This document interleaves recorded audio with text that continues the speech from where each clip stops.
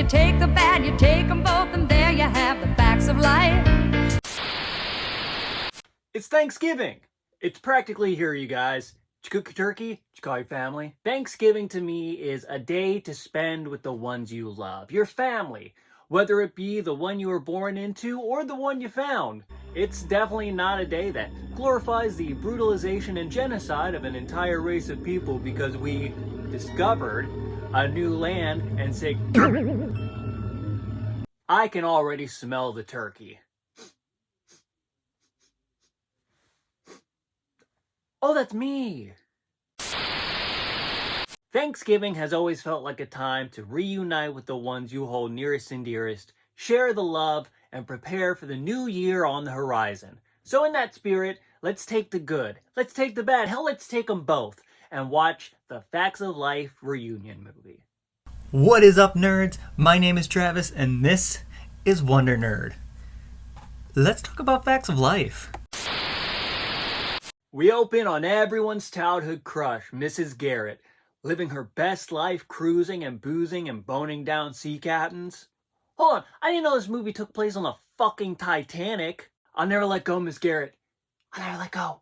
She lets us, the viewer, know that her and the rest of the characters from the original show are all getting together for a big Thanksgiving celebration. Your daughters. I want to hear all about them. They're not my daughters, but they are my girls. We're always in touch, but we haven't all been in the same place at the same time for years. Well, everyone's so busy with their careers, their families, their travels. Well, this year, we got lucky. We're gonna have a good old-fashioned Eastland Thanksgiving. Speaking of the other characters from the original show, we get to see what all of our favorites have been up to. Blair, Tootie, Molly Ringwald. What? Oh, Molly Ringwald isn't in this movie. She hasn't been a part of the franchise since when? 1980. Wow. Hey, do you guys know Molly Ringwald was on the Facts of Life for a minute? Wild. When the boys you used to hate you date, I guess you're best to best. Natalie is some big-time news correspondent who apparently drives like Enzo Ferrari. You think you can do better?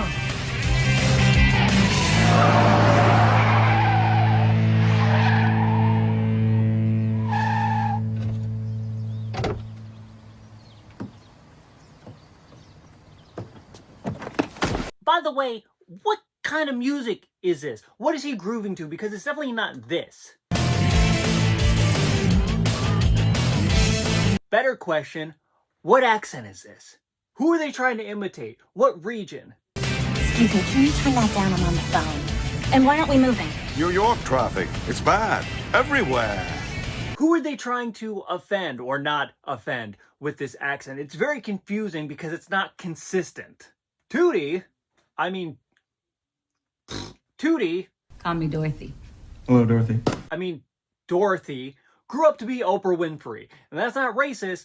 Oprah was huge at the time. And that's not fatphobic. It's figurative. I'm trying really hard, you guys. She's the host of a daytime talk show, but she doesn't want to be. She wants to be an actress, which feels similar to another character that Kim Fields was known for playing at the time. Check it out, check it out. What you want, your great position?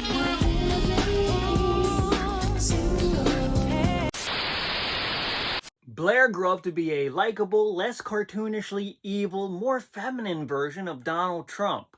She's rich and owns a hotel. Her and her husband don't have any kids, unlike Donald Trump, who probably just wishes he didn't have any kids. And that's everybody. Hold on. So where's Joe? Yeah, where's Joe? She'll be here.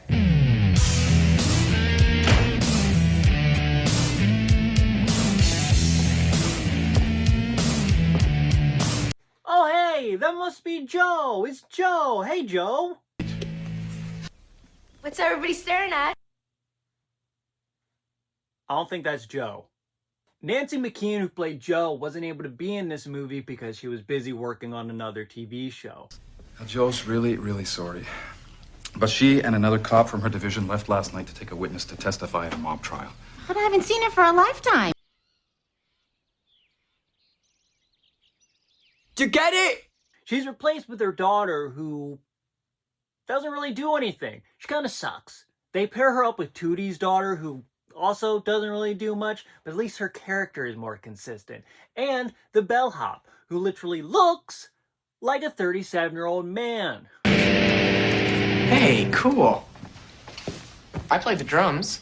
Should I care? This dork. This goober dude. I play the drums. I played the drums. I play the drums.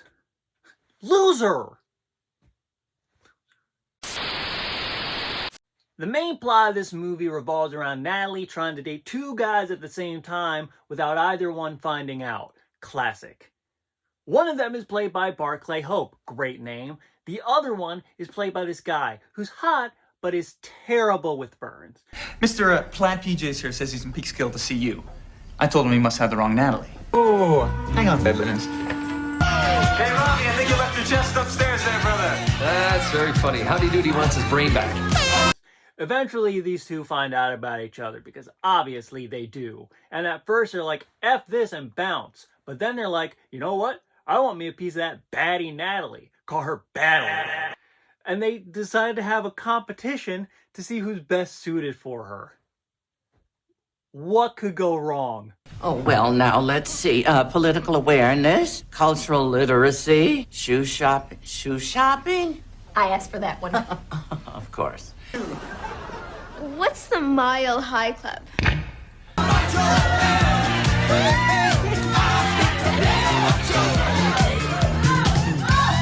God, can we get the kids out of here? This is making me uncomfortable. During the swimsuit competition, the guys get into a fight because they were feeling some big feelings. This does not end well. Also, the fight does not look good. This results in the fight having to be broken up by Mrs. Garrett's son and the guys deciding to just bounce again. Come on, what are we doing? This was a ridiculous idea. I'm out of here. I'm history. Natalie is obviously a little upset about this. Unless you have a noose or razor blades or a very strong cup of coffee, please go away. Jesus Christ. Meanwhile, Blair is worried that her husband may be cheating on her because he's been leaving on a lot of business trips lately. And hey, I get it. Being concerned that your partner may or may not be cheating on you, I want answers too. But also, while being concerned with your significant other's hypothetical infidelity, you're helping one of your friends try to hide her two boyfriends from each other and then helping her play the Bachelorette at-home game to see who gets to get with her. Just a little hypocritical, in my opinion.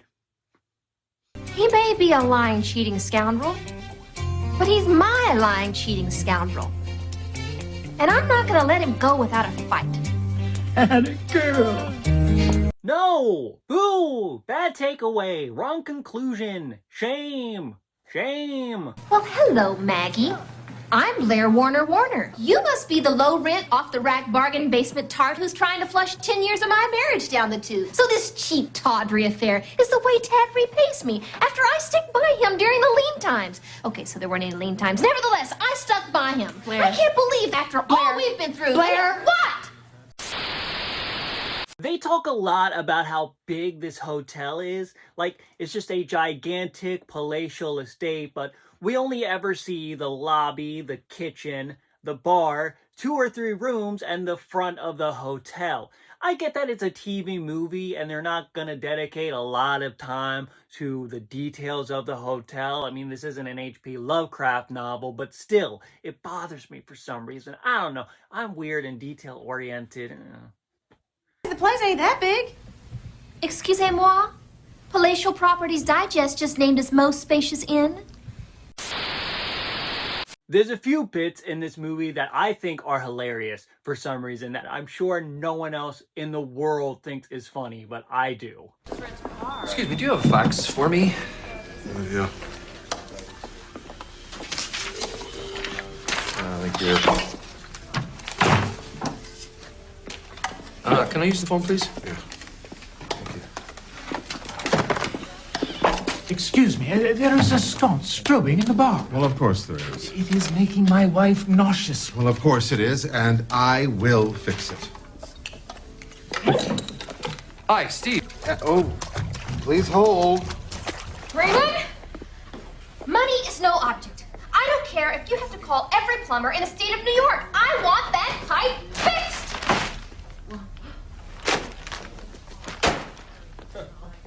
This movie is horny as all damn. Besides boning down sea captains, Mrs. Garrett is getting it on with Chef Boyardee over here. That chef forgets a frisky one. When I say no, he says oui.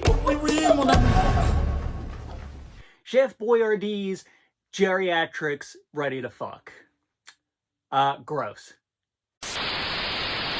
I don't know if they were using this movie as a means to launch some sort of sequel series, but sometimes it feels like that. Like you have Joe and Tootie's daughters who aren't the main focus, but they get enough. And there's a lot of references to the original show, which, you know, is par for the course with reunion movies like this. And then Blair is kind of thrown into the Mrs. Garrett position when she has to reprimand the kids for stealing her car and breaking into the school. This movie is wild, by the way. Stealing cars is bad. Breaking and entering is bad. But more importantly, those things are just wrong. I think someone famous once said, "Thou shalt not steal."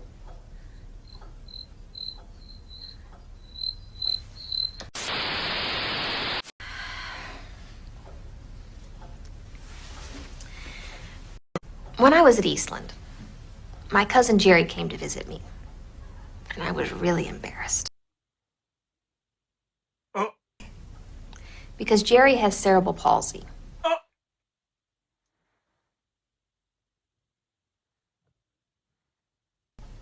I was afraid that people would associate Jerry's disability with me.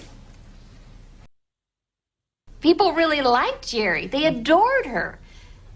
Why'd everyone like her so much? Maybe people liked her because she wasn't a selfish prick who was worried about whether or not people would like her because of her cousin's cerebral palsy. By the end of the movie, Natalie chooses Hottie Dum Dum. Tootie and her daughter decide to move to New York after a rather emotional conversation about her dead husband. Don't forget Daddy died.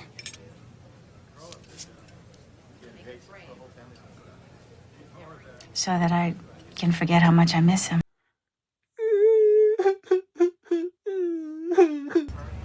He was the love of my life.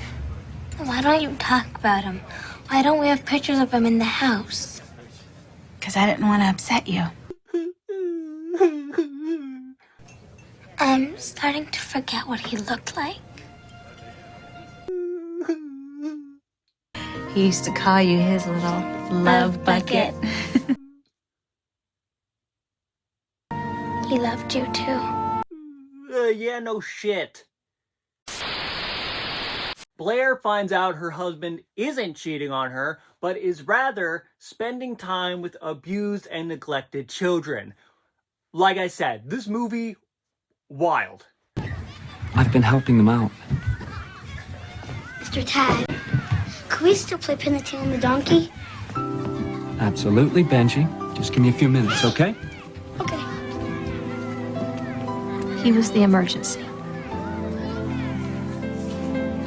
And Mrs. Garrett, I guess, comes to work at the hotel so that she can keep boning down the dude from Ratatouille. Edna! I came as soon as I got your message. Oh, Captain, my Captain. Ooh, there's gonna be trouble. Polyamory. I say you should be polyamorous. Make it work. Is this movie a cinematic masterpiece? Yes, and it deserves its spot in history as such. My name is Travis, and this is Wonder Nerd. Hey, if you enjoy videos about movies, TV show, snacks, etc., consider subscribing for brand new videos every single Monday. I try my best to consistently upload to bring you guys new uploads every week, I guess is what I'm getting at. Thank you for watching my Reese's Cup video. That did way more numbers than I was expecting, and I don't know why. What code did I crack in that video? Please help me. My name is Travis, and this is Wonder Nerd. Like, comment, share, subscribe. Remember, nerds rule.